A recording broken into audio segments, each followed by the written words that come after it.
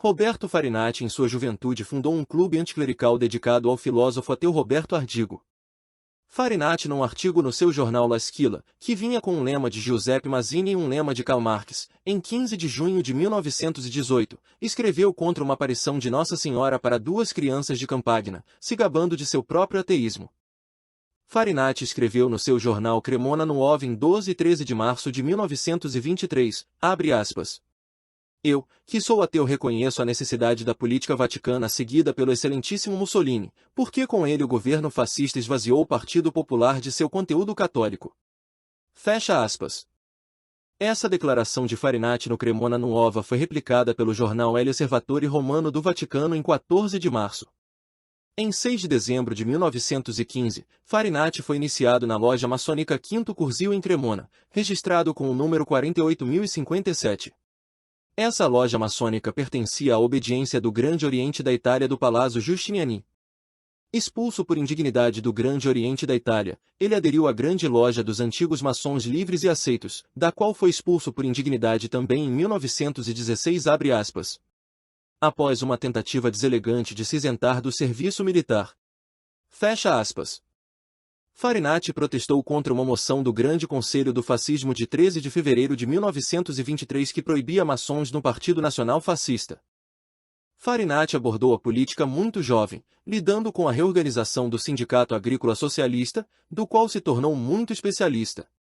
Com seus 18 anos, ele se casou com Anita Bertolazzi, filha de um sorveteiro socialista. Farinati entrou em contato com Leonida Bissolati, através de Alessandro Gropali, um socialista com quem Farinati fundou o Clube Maçônico Giordano Bruno em 18 de novembro de 1915, que foi embrião do Fasci Italiani de combatimento em Cremona. Farinati trabalhou no jornal El Eco del Popolo, fundado por Bissolati em 1889, que serviu como órgão oficial do Partido Socialista Italiano antes do jornal Avanti, também fundado por Bissolati, que foi seu diretor antes de Benito Mussolini. Em 1914, Farinati ingressou no Partido Socialista Reformista Italiano, fundado por Bissolati. Farinati, como expoente da União Socialista Italiana, irá participar da reunião do Fasci Italiani de combatimento na Piazza San Sepolcro em 1919. Anos depois de abandonar o Partido Socialista Reformista Italiano, Farinati irá definir Bissolati como abre aspas. Nobre alma de um apóstolo, não de um político. Fecha aspas. Silvio Bertoldi escreve, abre aspas.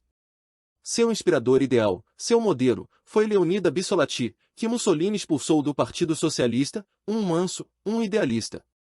Farinati não o negará mesmo quando atingir o auge da carreira fascista. Fecha aspas.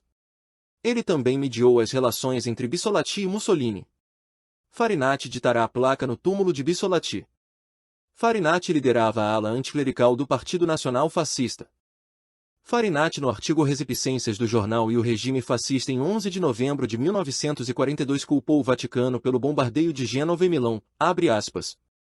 Todos sabem que Myron Taylor esteve recentemente no Vaticano para cumprir uma missão política que lhe foi confiada por Roosevelt e que então, quando voltou à América, confirmou que alguns bombardeios em cidades italianas são suficientes para quebrar a resistência e a confiança do povo.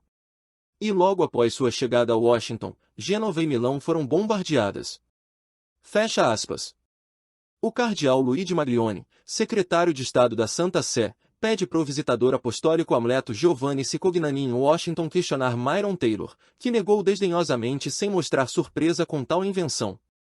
Então, o cardeal Maglione protestou vigorosamente contra esse artigo e contra outra declaração de mesmo conteúdo que Farinati publicara no Il Regime Fascista em 15 de dezembro.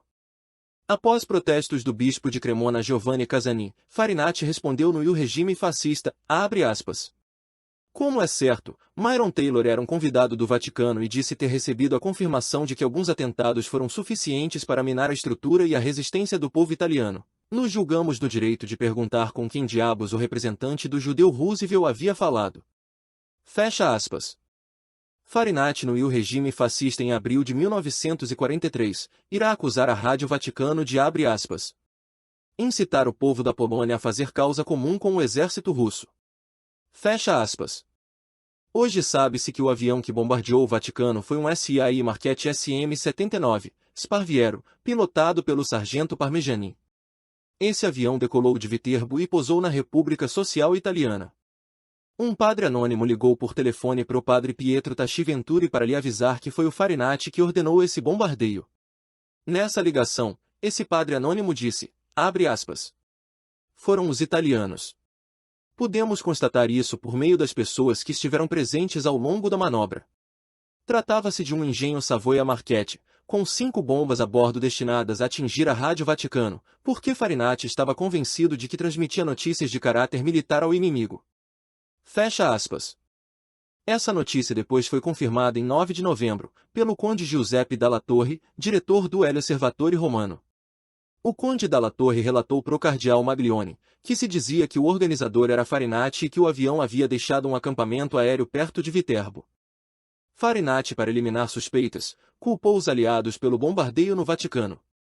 Ele publicou o artigo Cidade do Vaticano bombardeada no regime fascista em 7 de novembro, onde ele escreveu, abre aspas, os anglo-americanos atacaram o Vaticano com perfídia meditada. Fecha aspas. Ele alegou que os britânicos bombardearam o Vaticano para criar uma atmosfera hostil aos alemães. Farinati publicou o artigo As Bombas no Vaticano no regime fascista em 9 de novembro, onde ele culpou o Reino da Itália pelo bombardeio no Vaticano, abre aspas. Os anglo-americanos continuam presos às suas responsabilidades. Mas não devemos excluir a cumplicidade de Vittorio Emanuele e Pietro Badoglio nos novos feitos dos gangster. Fecha aspas. Por fim, Farinati publicou o artigo Anglicanos e Badoglianos contra o Vaticano no regime fascista em 13 de novembro, onde ele falou de um envolvimento soviético no bombardeio do Vaticano. Porém, os próprios alemães, dos quais Farinati era partidário, após investigarem o bombardeio do Vaticano, concluíram que foi ele o responsável por isso.